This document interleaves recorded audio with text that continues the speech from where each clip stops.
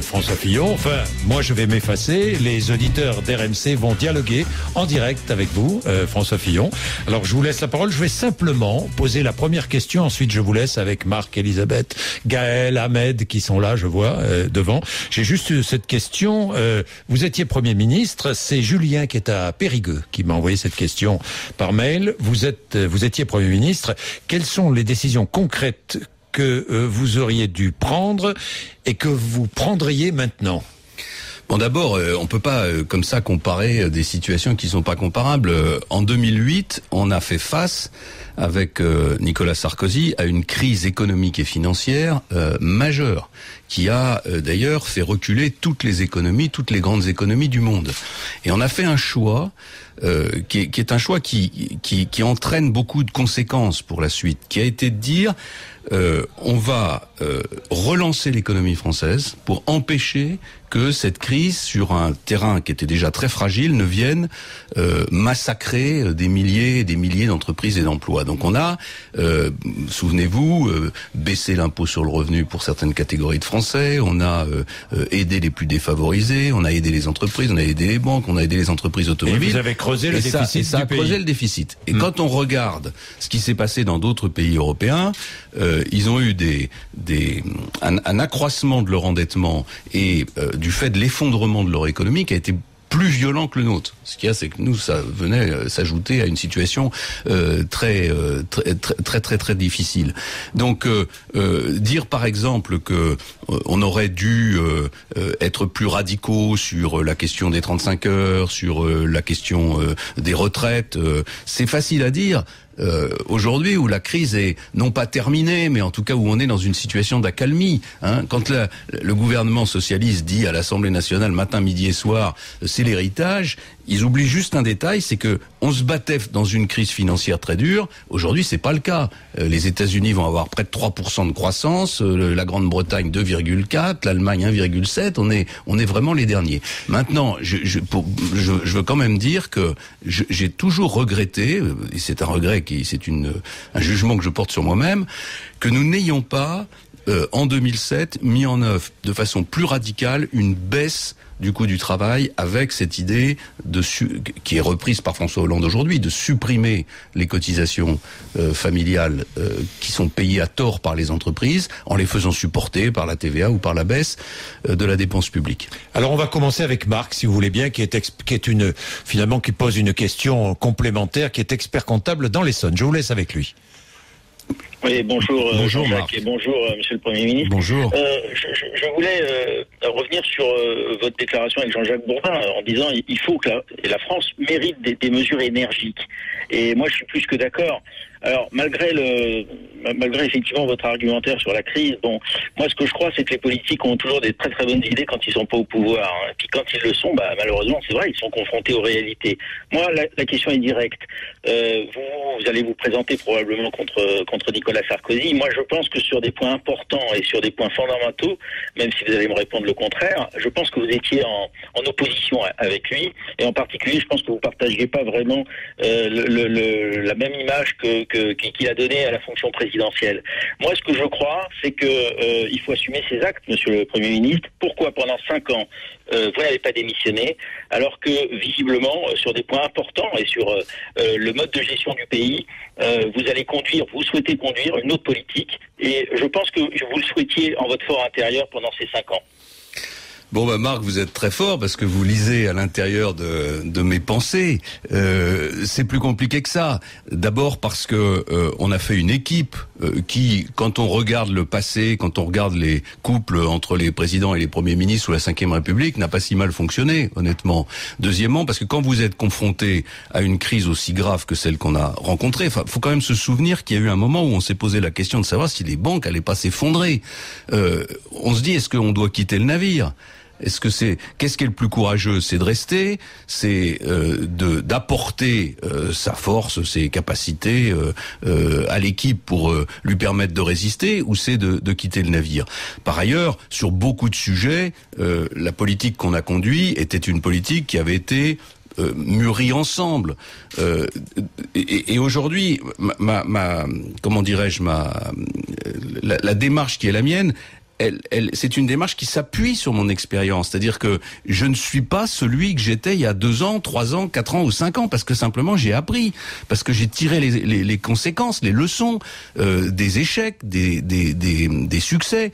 Et donc la situation qui est la mienne aujourd'hui, elle n'est pas comparable avec celle qui était la mienne il y a quelques années encore. Voilà. Bien, merci Marc. Merci à vous. Merci Marc. Beaucoup. Alors, il y a d'autres questions. Tiens, je vous suggère, après je vous laisse avec les auditeurs, vous choisirez. Hein, mais je suggère Elisabeth. Elisabeth, qui est dans le Var, qui est à la retraite. Bonjour Elisabeth. Oui, bonjour Monsieur Fillon. Bonjour Jean-Jacques. Bonjour, je vous appelle parce que je voulais simplement connaître l'opinion de Monsieur Fillon. À part l'Europe, quels sont vos points de divergence avec le FN ? Je vais vous répondre tout de suite, mais il paraît qu'il fait très mauvais dans le Var. Est-ce que c'est vrai ou est-ce que oui, bon, il y a du vent. Non. Oui, c'est vrai. Bon, écoutez, avec le Front National, on a des divergences économiques très importantes. Si vous regardez le programme du Front National, c'est finalement un programme qui est assez à gauche. J'ai envie de dire même qui reprend certaines des thématiques de l'extrême gauche. Il y a une sorte de dénonciation de la mondialisation, c'est-à-dire en réalité un refus de la réalité économique du monde. Il y a la promesse de retour à la retraite à 60 ans, qui est juste une folie compte tenu de la situation financière des régimes de retraite et de l'allongement de la durée de la vie. Il y a un refus de baisser la dépense publique en expliquant qu'au contraire il faut embaucher plus de fonctionnaires pour la protection des Français sur des tas de sujets où certes ce serait certainement une bonne idée de dépenser plus, sauf qu'on n'a pas les moyens de le faire. Et puis enfin il y a cette décision folle de vouloir nous faire sortir de la monnaie européenne, qui aurait immédiatement une conséquence que vous-même, Elisabeth, qui êtes retraitée, vous allez comprendre très très vite, c'est que vous avez des économies quelque part, vous avez un peu d'argent que vous avez mis de côté, il est en euros. À la minute où la France sortirait de l'euro, sa monnaie serait dévaluée de manière brutale et violente, et les épargnants, et en particulier les petits épargnants, perdraient une grande partie de l'argent qu'ils ont accumulé au cours de leur vie. Donc voilà, rien que sur cette question économique, le programme du Front National, c'est un espèce de saut dans l'inconnu d'un immense danger. Voilà, bien. Merci beaucoup. Merci beaucoup, Elisabeth. Elisabeth, mais j'ai une question complémentaire. Vous avez regretté cette phrase sur le sectarisme du PS et du Front National. C'est une bêtise. Disons est-ce que vous avez considéré ça comme une bêtise? Jean-Jacques Bourdin, elle n'a pas été comprise, donc je me suis mal exprimé. Bon. C'est de ma faute. Je maintiens que les électeurs devraient choisir leur candidat en fonction de ce critère du sectarisme. C'est pas bien. Enfin, le sectarisme, c'est ce qui fait beaucoup de mal à la France aujourd'hui. Oui. Ma conviction simplement, et c'est ce que je n'ai pas exprimé, un PS peut être aussi sectaire c'est que un candidat le du Front parti National. Le plus sectaire aujourd'hui, tout le monde le voit bien, c'est le Front National. Et donc quand je me suis exprimé en parlant du sectarisme, à aucun moment je ne faisais la promotion d'un candidat du Front National. Je l'ai mal exprimé et je le regrette, mais simplement je reviens sur cette question de sectarisme. La France a besoin de se remettre au travail, de redresser la situation économique du pays. Comment allez-vous le faire s'il y a une division aussi profonde que celle qu'on connaît aujourd'hui? Et donc tous ceux qui en rajoutent en matière de sectarisme, au fond, ils rendent plus difficile le redressement national. Bien, je vous laisse, vous choisissez. Luc, Fabrice, Gaël, Ahmed. Alors Gaël, qui est directeur commercial dans le Rhône. Bonjour Gaël. Allô? Gaël? Allô, oui, bonjour. Oui, bonjour. Bonjour, M. Fillon, M. Bourdin. Bonjour Gaël. Ma question, donc, c'est que diriez-vous, M. Fillon, à nos enfants pour les convaincre que leur avenir est en France? À quand une éducation nationale qui les prépare au monde du travail, de même niveau qu'en Europe ou au niveau international? Puisqu'ils parlent toujours pas anglais couramment et que rien n'est fait pour aller dans ce sens, notamment. Bon, c'est un peu contradictoire ce que vous dites, parce que s'ils parlent pas anglais, ils sont pas forcément les mieux préparés pour aller à l'extérieur. Non, mais je vois très bien ce que vous voulez dire, et c'est une question absolument fondamentale. Beaucoup de Français aujourd'hui, en particulier beaucoup de jeunes, ont l'impression qu'il n'y a pas d'avenir. que la France est un pays qui s'est recroquevillé sur lui-même, qui est écrasé de dettes et d'impôts, qui est écrasé de réglementations, et le reste, alors que le reste du monde est en train, au fond, d'exploser, et en particulier tout le continent asiatique, une partie du continent américain. Donc la seule façon le seul message qu'on peut envoyer à nos enfants, c'est de leur dire qu'on va changer. C'est de leur dire que on va se préoccuper de leur avenir plutôt que d'une autre. Ça veut dire quoi? Ça veut dire moins d'impôts et de réglementation. Ça veut dire réduire la dette, parce que la dette, je pense que inconsciemment beaucoup de jeunes se disent cette dette qu'on n'arrive pas à résoudre, c'est nous qui allons la payer. Ça veut dire une ouverture sur le monde qui soit bien plus importante. Alors l'éducation nationale, certes, doit changer. Moi, j'ai beaucoup d'idées là-dessus que je veux défendre, mais je pense que le message principal, c'est bâtir un projet pour la jeunesse de France et pas pour nous-mêmes. Or, aujourd'hui, ce qu'on fait depuis presque 20 ans, c'est de défendre nos avantages. Chaque débat sur la retraite, chaque débat sur l'emploi, c'est d'abord les avantages de ceux qui sont dans le système. Et plus on défend ces avantages, plus on rend difficile l'accès des jeunes au marché du travail et donc à l'avenir. Voilà, quel temps il fait dans le Rhône, Gaël, parce que je vais me rendre dans la région bien dans quelques minutes, dans quelques heures. Là, vous n'aurez pas de chance, prenez un parapluie parce que c'est gris, il pleut des cordes. Bon, on va prendre un parapluie alors. Voilà. Merci beaucoup. Bonne journée, monsieur. Merci beaucoup. Bonne journée, monsieur Bourdin. À bientôt. Au revoir. Merci, au revoir Gaël. Allez-y, alors, je vais donner la parole à Ahmed, qui est aussi du Rhône. Oui. Bonjour. Bonjour monsieur le Premier ministre, bonjour Jean-Jacques. Bonjour Ahmed. Et merci de répondre à nos questions. Ma question est la suivante. Que pensez-vous du pacte de responsabilité qui vient d'être conclu entre le MEDEF et le gouvernement? Et si vous étiez président, est-ce que vous reviendrez dessus ou est-ce que vous modifierez certains points sur ce pacte? Bon, alors d'abord, Ahmed, il n'a pas encore été conclu entre le MEDEF et le président. Le président a fait une proposition, il y a une discussion qui est en cours.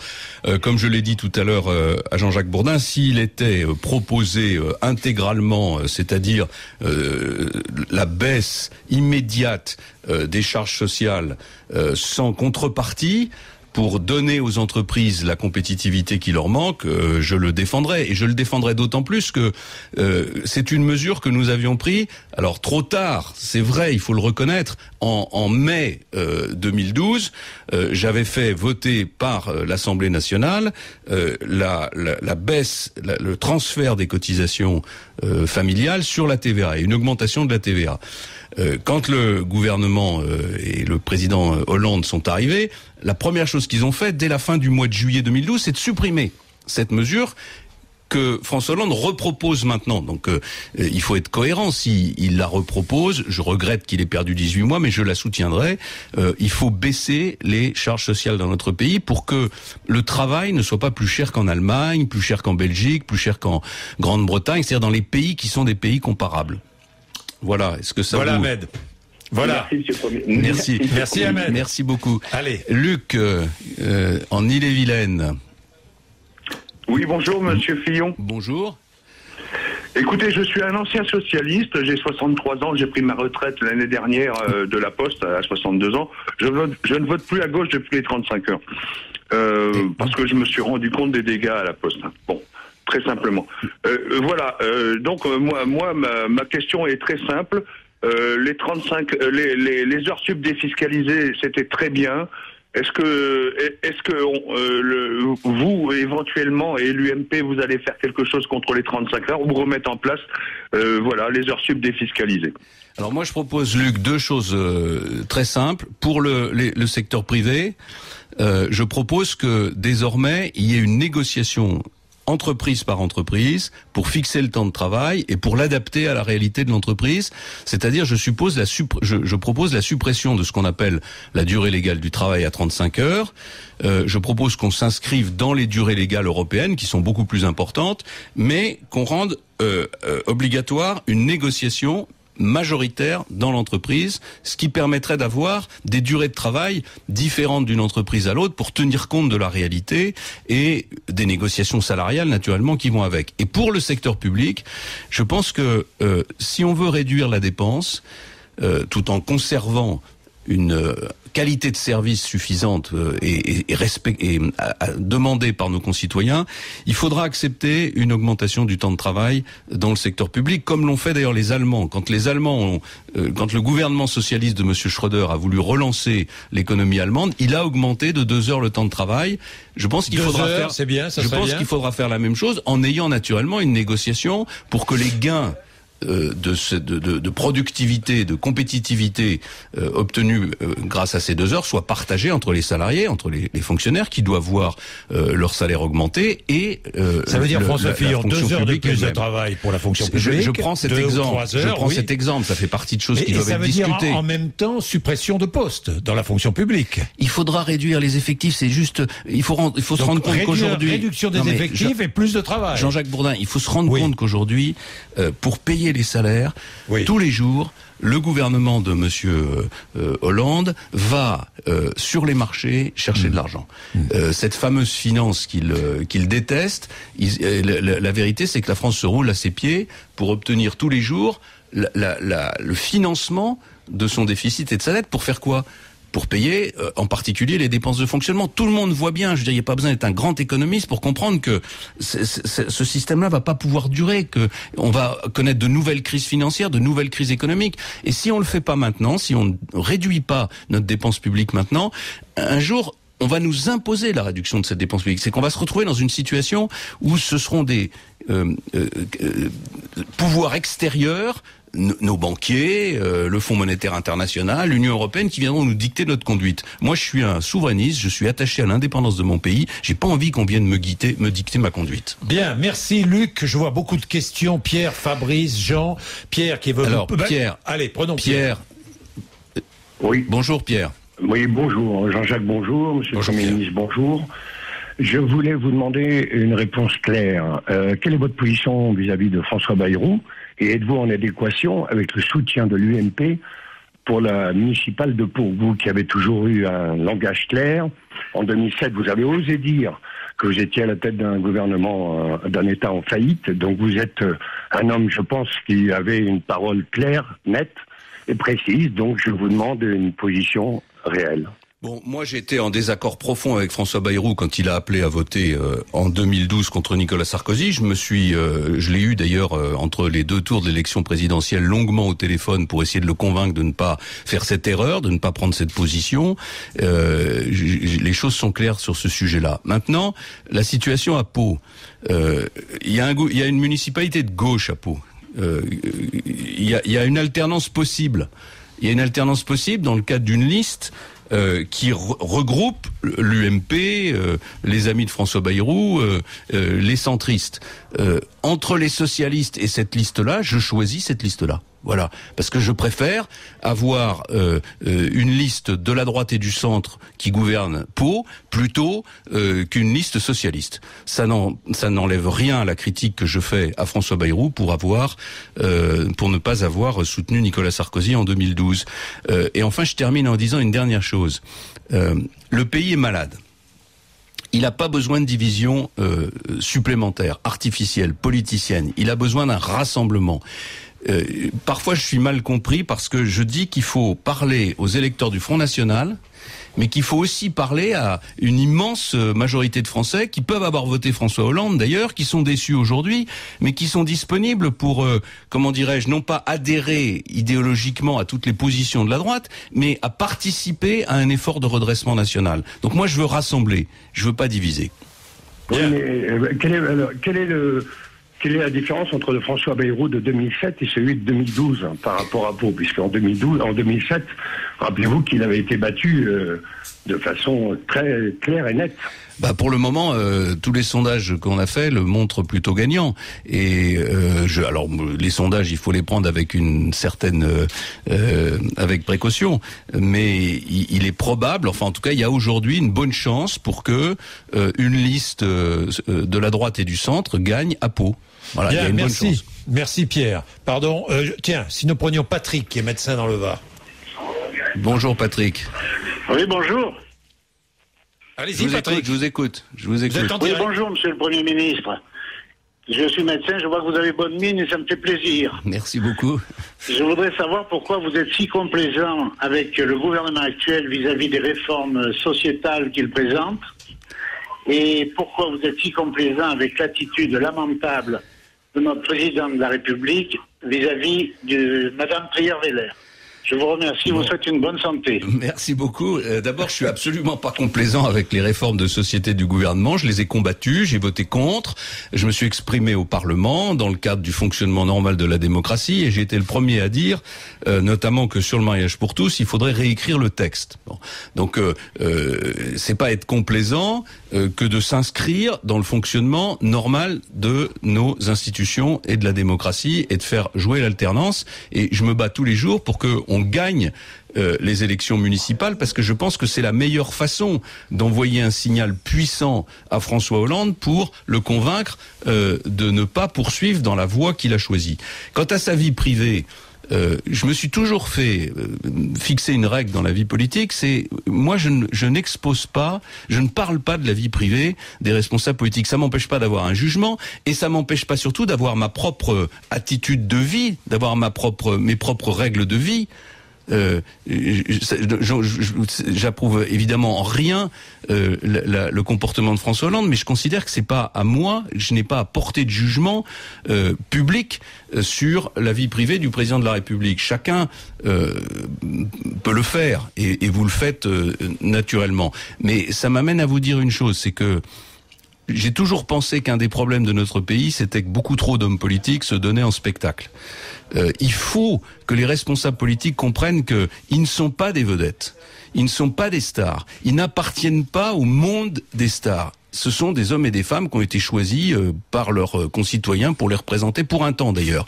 Donc il faut plus d'humilité et sans doute plus de rigueur dans la gestion de sa vie personnelle. Pourquoi avez-vous accepté, par exemple, ces photos dans Paris Match ? Oui. Vous l'avez regretté ou pas ? Oui. Devant votre demeure de la Sarthe. Je vais vous dire pourquoi je l'ai accepté. Je l'ai accepté parce que je savais que de toute façon, il y aurait des journalistes pour venir prendre des photos et en faire leur chou gras. Et donc je préférais que ce soit moi qui communique directement et que les gens sachent qui je suis et comment je vis. Mais ça n'est jamais allé au-delà. Et je n'ai jamais permis que ma vie privée, ma vie personnelle soit exposée. Je me suis toujours interdit d'aller dans les émissions de télévision qui ne sont pas des vraies émissions politiques. Non pas que je porte des jugements sur ceux qui les font, mais je considère que le rôle des hommes politiques, c'est pas d'aller se mêler aux vedettes de cinéma, aux humoristes, comme si, au fond, c'était du théâtre. La politique, c'est pas du théâtre.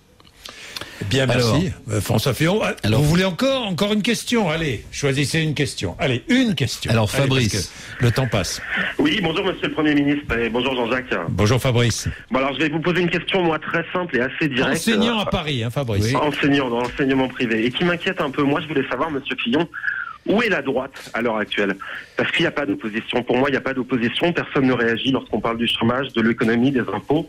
Tout le monde est là pour taper sur Hollande, mais il n'y a rien de concret en face. Donc ma question, Monsieur Fillon, que fait la droite ? Où est la droite ? Bon, d'abord, vous êtes un peu sévère, mais enfin, si vous le ressentez comme ça, c'est qu'il doit y avoir une part de vérité. Oui, vous êtes un peu sévère parce que les propositions, on les met sur la table. Moi, je passe une grande partie de mon temps à travailler à un projet que j'ai commencé à débattre avec nos concitoyens dans le Tour de France que je suis en train de faire, sur mon site internet. Mais simplement, ce projet, il faut le construire.